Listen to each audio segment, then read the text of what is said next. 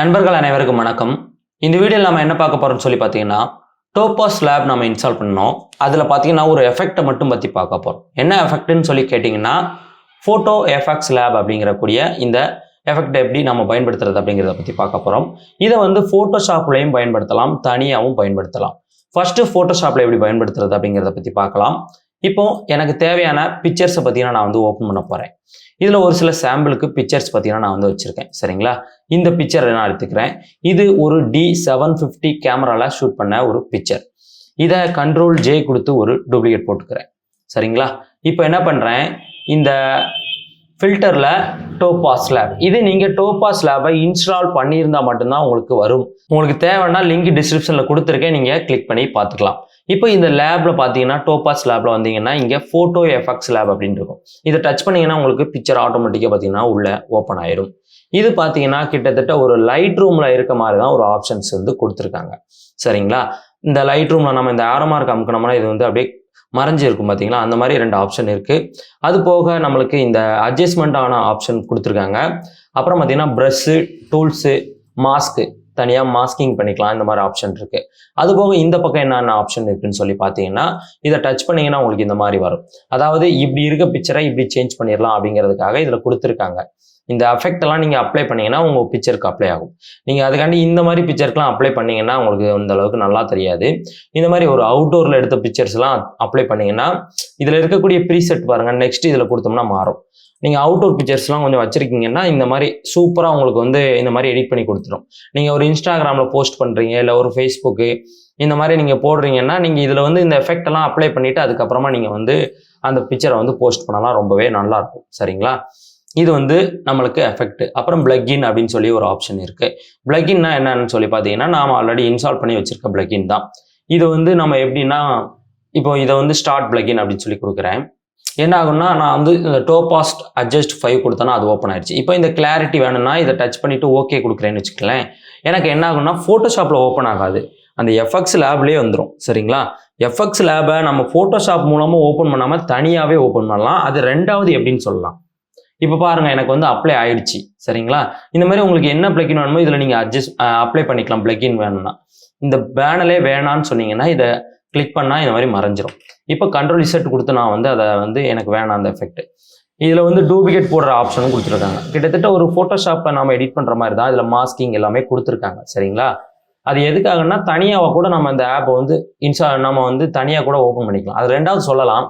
இப்போ இதை மெயினாக நான் எதுக்கு சொல்கிறேன் அப்படின்னு சொல்லி பார்த்தீங்கன்னா, கலர் கரெக்ஷன் ரொம்பவே சூப்பராக நம்மளால் கலர் கரெக்ஷன் பண்ண முடியும்.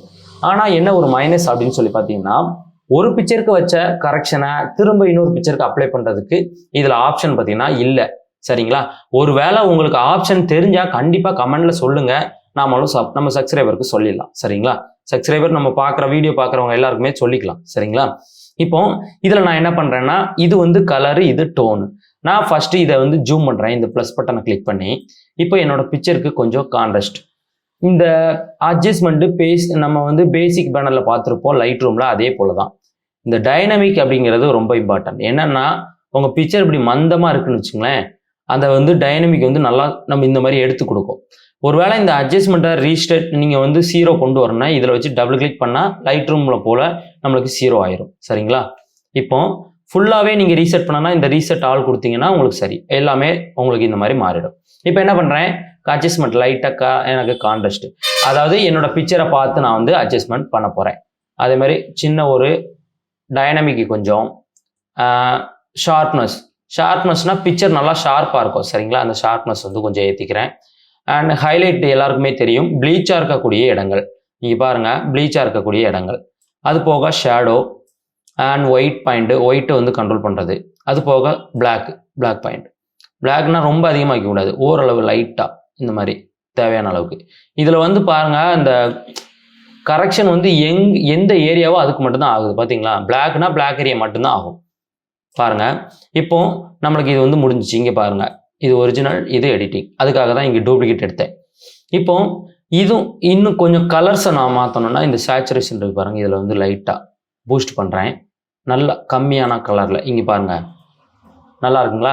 ஒருவேளை உங்களுக்கு ஸ்கின் டோன்ஸ் நீங்கள் மாற்றணும் அப்படின்னு நினைக்கிறீங்க அப்படின்னா இந்த ப்ளூ டோன் வேணும், இல்லை ஒரு எல்லோவுக்கு ஒரு க்ரீனு இல்லை மெஜெண்டா இந்த மாதிரி உங்களுக்கு டோன் வேணும்னா நீங்கள் இதில் சேஞ்ச் பண்ணிக்கலாம். சரிங்களா? டெம்பரேச்சர் நீங்கள் ஏற்றனா ஏற்றிக்கலாம், கம்மி பண்ணனா கம்மி பண்ணிக்கலாம். சரிங்களா? உங்களுக்கு ஏற்ற மாதிரி உங்களுக்கு எந்த மாதிரி வேணுமோ அதுக்கு ஏற்ற மாதிரி நீங்கள் வந்து இதில் வச்சுக்கலாம். இப்போ நான் இந்த அளவுக்கு வச்சுட்டேன்னு வச்சுங்களேன். இப்போ ஓகே கொடுக்குறேன். இது டிண்டு கூட நம்மளுக்கு வேணாம். சரிங்களா? டெம்பரேச்சருமே லைட்டாக மட்டும் நான் வந்து லைட்டாக ஏற்றிக்கிறேன். இதில் வந்து பட்டன் வச்சு அட்ஜஸ்ட்மெண்ட் பண்ண முடியல. சரிங்களா? இப்போ நான் என்ன பண்ணுறேன், ஓகே கொடுக்குறேன். எனக்கு இப்போ ஃபோட்டோஷாப்பில் பார்த்தீங்கன்னா ஆட்டோமேட்டிக்காக ஓப்பன் ஆயிரும், அப்ளை ஆயிரும். ஸோ இப்போ பாருங்கள், எனக்கு கரெக்டாக பார்த்தீங்கன்னா இந்த பிக்சருக்கு அப்ளை ஆயிடுச்சு. பார்த்தீங்களா? ஒரிஜினலுக்கு எடிட்டிங்கும் ரொம்ப டிஃப்ரெண்ட் இருக்கும். நல்லா கவனமாக பாருங்கள். கலர் கரெக்ஷனுக்கு ரொம்ப நல்லா இருக்குது. இங்கே பாருங்கள், இது வந்து ஒரிஜினல், இது எடிட்டிங். பார்த்தீங்களா? நம்மளுக்கு எப்படி இருக்குன்னு சொல்லி பாருங்கள். ரொம்பவே சூப்பராக இருக்கும் பார்க்குறதுக்கு. ஆனால் இந்த மாதிரி இந்த இதில் வந்து கலர் கரெக்ஷன் பண்ணுறதுக்கு எப்படின்னு சொல்லி பார்த்தீங்கன்னா, நீங்கள் வந்து கலர்ஃபுல்லாக ஷூட் பண்ண பிக்சர்ஸை ஓப்பன் பண்ணக்கூடாது. இதெல்லாம் பார்த்தீங்கன்னா ஓரளவு கலர் இருக்குது, இது கலர்ஸ்லாம் இருக்குது.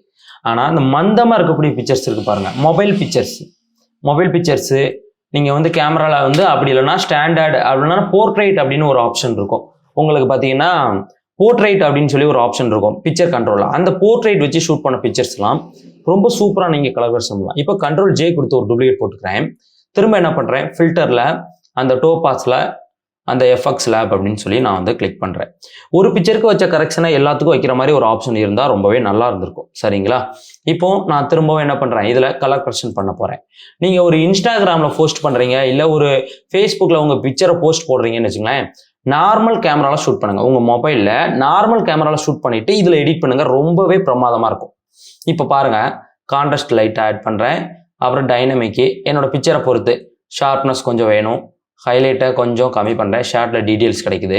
அப்புறம் ஷேடோ கொஞ்சம் இன்க்ரீஸ் பண்ணுறேன்.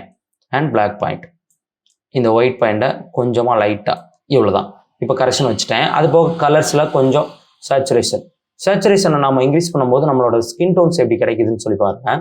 இன்னும் ஸ்கின் டோன்ஸை சேஞ்ச் பண்ணோன்னா ஒரு லைட்டாக ப்ளூ ஏற்றி லைட்டாக ஒரு மெஜெண்டா கலர் வைக்கணும்னா வச்சுக்கலாம்.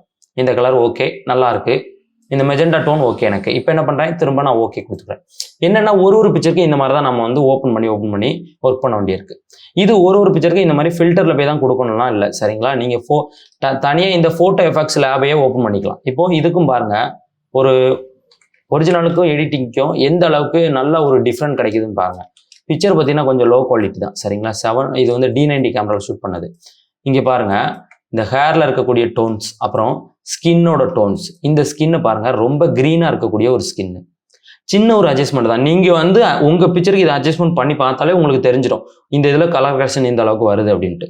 நாம் வந்து ஃபோட்டோஷாப்லேயே பண்ணலாம். Curves, levels, hue and saturation, selective colour இந்த மாதிரி தனித்தனியாக பண்ணுறதுக்கு இதில் ஒரே ஆப்ஷனில் சூப்பராக நம்மளால் பண்ண முடியும். சரிங்களா? இது வந்து உங்கள் பிக்சரோட பாப்பப் ரொம்பவே நல்லா பண்ணி கொடுக்குது. இப்போ 2 பிக்சர் பார்த்தீங்கன்னா நம்ம வந்து இதில் பார்த்தோம். இப்போ என்ன பண்ணுறேன், இந்த ஃபோட்டோஷாப்பே நம்ம க்ளோஸ் பண்ணிடலாம். சரிங்களா? ஃபோட்டோஷாப்பே க்ளோஸ் பண்ணிவிட்டு நம்ம ஃபோட்டோஷாப் இல்லாமலே நம்மளால் ஒர்க் பண்ண முடியும். எப்படின்னு பாருங்கள், இந்த ஷார்ட்கட் உங்களுக்கு இருக்கும். நீங்கள் வந்து இதை கிளிக் பண்ணி உங்களோட ஆல் ஆப்ஸில் பார்த்தீங்கன்னா டோபாஸ் லேப் அப்படின்னு சொல்லியிருக்கோம். நீங்கள் இன்ஸ்டால் பண்ணியிருக்கணும். அதில் பார்த்தீங்கன்னா ஃபோட்டோ எஃபெக்ட்ஸ் லேப் 32 பிட்டு 64 பிட் இருக்கும். இதில் வந்து உங்களுக்கு என்ன பிட்டோ நீங்கள் அதை ஓப்பன் பண்ணிக்கிடுங்க. இப்போ இந்த ஷார்ட்கட்டை டபுள் கிளிக் பண்ணிங்கன்னா உங்களுக்கு பார்த்தீங்கன்னா இப்படி ஓப்பன் ஆயிரும். இப்போ பிக்சரை எப்படி ஓப்பன் பண்ணுறதுன்னு சொல்லி பாருங்கள். ஃபைலில் போயிட்டு ஓப்பன் அப்படின்னு கொடுத்தீங்கன்னா உங்களுக்கு இந்த மாதிரி கேட்கும். உங்களுக்கு என்ன பிக்சர் வேணுமோ அதை டச் பண்ணிடலாம். ஒரு பிக்சராக தான் ஓப்பன் பண்ண முடியும். சரிங்களா? இதில் வந்து அந்த ஃபார்மேட் கொடுத்துருக்காங்க பாருங்கள், PNG, JPEG, இதுக்கு ஏற்ற ஃபார்மேட் தான். டிஃப் ஃபார்மேட் கூட நீங்கள் ஓப்பன் பண்ணிக்கலாம். சரிங்களா? இப்போ இந்த பிக்சர் ஓப்பன் பண்ணுறேன். ஒரு பிக்சர் தான் நம்மளால் கரெக்ஷன் பண்ண முடியுது. இப்போ இந்த பிக்சருக்கு கரெக்ஷன் பண்ணுறேன். ஓகேங்களா? அதே போல் கான்ட்ராஸ்ட் கொஞ்சம் அட்ஜஸ்ட்மெண்ட் பண்ணுறேன். டைனமிக்கு, ஷார்ப்னஸ்ஸு, பிக்சரை ஜூம் பண்ணி வச்சுட்டு கூட நீங்கள் வந்து கரெக்ஷன் பண்ணலாம். இப்போ ஷார்ப்னஸ் அட்ஜஸ்ட் பண்ணுறேன். அப்புறம் பார்த்தீங்கன்னா ஷேடோ, ஹைலைட் வந்து கொஞ்சம் கம்மி பண்ணிக்கலாம். சரிங்களா? அது போக ஒயிட்டு அண்ட் பிளாக் கொஞ்சம். இப்போ எனக்கு தேவையான ஆப்ஷன்ஸை பார்த்தீங்கன்னா நான் வந்து இதில் கரெக்ஷன் பண்ணிட்டேன். இப்போ கொஞ்சம் சேச்சுரேஷன் பார்த்தீங்கன்னா நான் இன்க்ரீஸ் பண்ணுறேன். இதில் இன்னும் பிரைட்னஸ் பத்தலைன்னா இந்த எக்ஸ்போஷர் இருக்குது பாருங்கள், இதை நான் வந்து தாராளமாக கொஞ்சம் இன்க்ரீஸ் பண்ணிக்கலாம். இது இன்க்ரீஸ் பண்ணுறது மூலமாக நம்ம பிக்சர் நல்லா பாப்அப் கிடைக்கும். இப்போ அது போக உங்களுக்கு டிண்ட் வேணும்னா நீங்கள் ரோஸ் டிண்ட் நான் வந்து ஒரு மெஜெண்டா டோன் கொடுக்கணும்னா கொடுத்துக்கிறேன். இப்போ இதை பார்த்தீங்கன்னா ஓப்பன் நாம் வந்து கொடுக்க முடியாது. இப்போ என்ன பண்ணலாம்னா இதை சேவ் தான் பண்ணலாம்.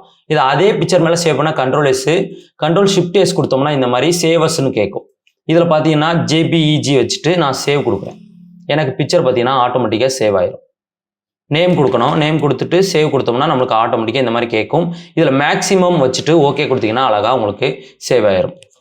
இப்போ எனக்கு பிக்சர் சேவ் ஆயிடுச்சு. இதை பார்த்தீங்கன்னா நம்ம வந்து க்ளோஸ் பண்ணணும்னா க்ளோஸ் பண்ணிக்கலாம். இதில் போய் பார்த்தீங்கன்னா க்ளோஸ் அப்படின்ற இந்த இடத்துல இருப்பாங்க. க்ளோஸ் பண்ணால் பிக்சர் மட்டும் க்ளோஸ் ஆகும். சரிங்களா? இதையுமே நீங்கள் ஒரு ஃபோட்டோஷாப் அப்ளிகேஷன் மாதிரி நீங்கள் யூஸ் பண்ணிக்கலாம். இங்கே பாருங்கள், எனக்கு வந்து எம்பி கம்மியாலாம் இல்லை. இங்கே பாருங்கள், இந்த பிக்சர் பாருங்கள் 17 எம்பி இருக்குது. பார்த்தீங்களா? இது வந்து ரெண்டையுமே நம்ம ஒரு ஃபோட்டோஷாப்பில் ஓப்பன் பண்ணி கம்பேர் பண்ணி கூட பார்த்துக்கலாம். நீங்கள் ஒரு இன்ஸ்டாகிராம்லலாம் போஸ்ட் போடுறீங்கன்னா ரொம்பவே சூப்பராக கலர் கரெக்ஷன் பார்த்தீங்கன்னா இதில் வைக்கலாம். அதில் இருக்க மைனஸ் என்னென்னா ஒரே டைமில் எல்லா பிக்சரையும் கலர் கரெக்ஷன் பண்ண முடியலை. ஒரு பிக்சருக்கு வச்ச கலர் கரெக்ஷனை நம்ம இன்னொரு பிக்சருக்கு அப்ளை பண்ண முடியலை. இப்போ இந்த பிக்சரை என்ன பண்ணலாம், இதை காப்பி பண்ணி இங்கே பேஸ்ட் பண்ணி பார்க்கலாம். நல்லா பாருங்கள், ஒரிஜினல் எடிட்டிங் பார்த்தீங்களா? கலர் வந்து ரொம்ப நல்லா நம்மளுக்கு கிடைக்குது. அதில் அதுவும் இல்லாமல் ஷேட்டில் இருக்கக்கூடிய டீட்டெயில்ஸ் ரொம்ப நல்லா கிடைக்குது.